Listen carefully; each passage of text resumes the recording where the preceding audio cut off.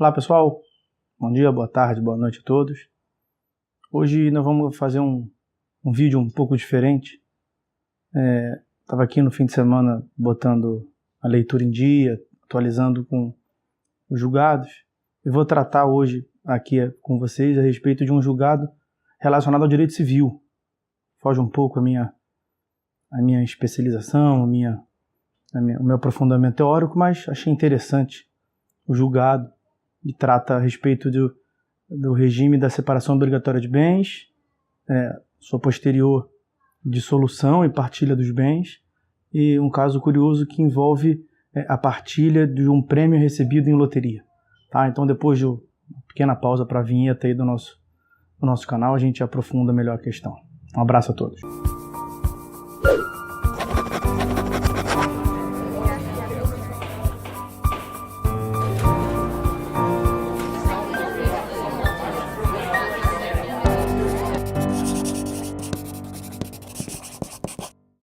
Então, pessoal, como adiantado, hoje o tema ele tem a curiosidade de fugir um pouco da questão relacionada estritamente ao processo civil, mas o canal ele se propõe mesmo a analisar as questões mais importantes. Claro que nós vamos focar no processo civil, mas eventualmente algumas questões interessantes do ponto de vista doutrinário, jurisprudencial, acho que vale a pena encaixar aqui também, tá?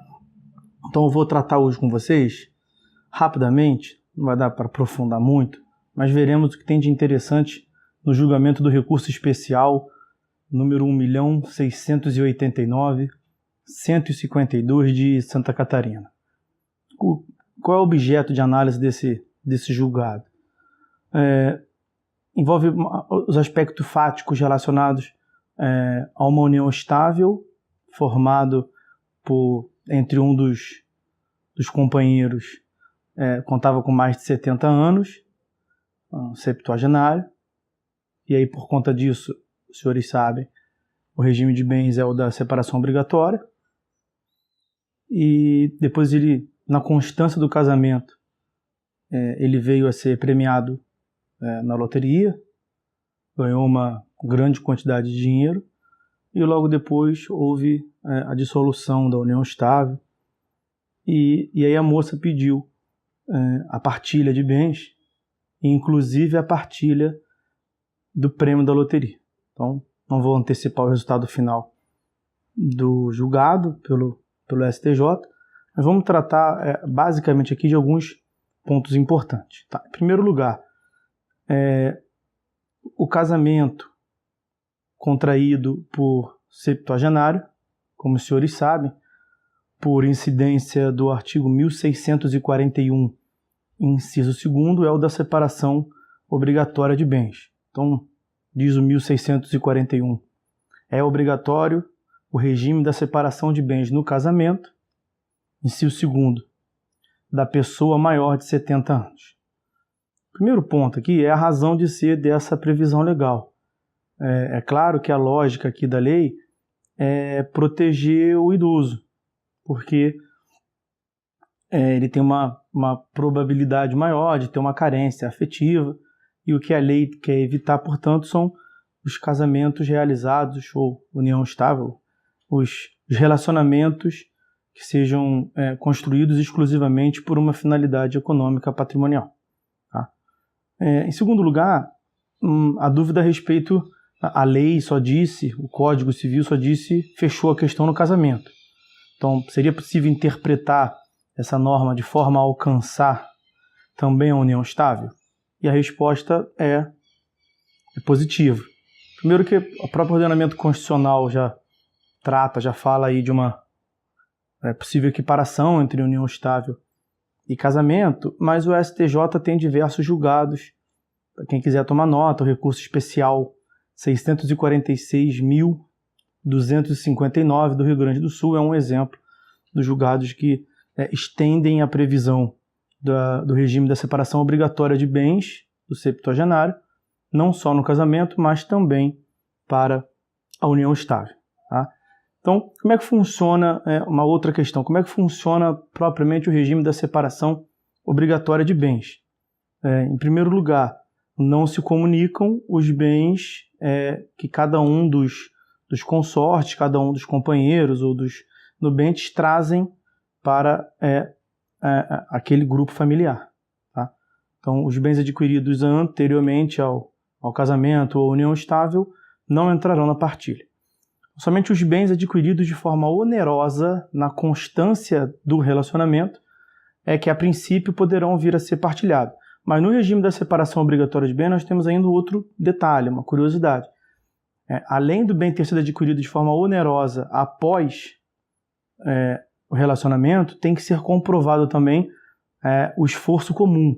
Então, exige-se no regime da separação obrigatória de bens a prova do esforço comum para a aquisição onerosa de um determinado bem. Então, esse bem que foi adquirido de forma onerosa na constância do relacionamento e que se restou provado adquirido, além de onerosamente na constância, também mediante esforço comum, esse bem ele vai ser partilhado. E a questão aqui, já direcionando mais ao caso concreto, é saber se um prêmio de loteria poderia, portanto, ser partilhado. Porque após a dissolução, a moça ajuizou uma demanda pedindo o reconhecimento da união estável, sua posterior dissolução e a partilha de bens, incluindo ali justamente o prêmio da loteria. E a resposta, aqui está a curiosidade, a solução, a resposta dada pelo STJ é que o prêmio da loteria deve integrar sim a partilha de bens. E foi fundamentado isto com base no que consta lá no artigo 1660, inciso 2º.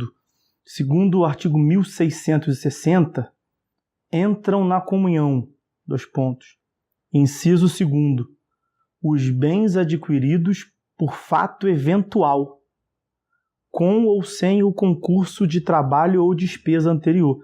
Então, o prêmio de loteria ele foi tratado pelo STJ como sendo um fato eventual.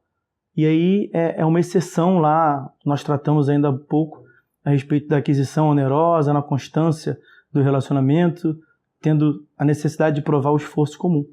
No fato eventual, isso não se enquadraria. Então, o STJ considerou o prêmio adquirido por loteria como um fato eventual e obrigou ali, determinou a partilha de bens, incluindo ali esse prêmio de loteria.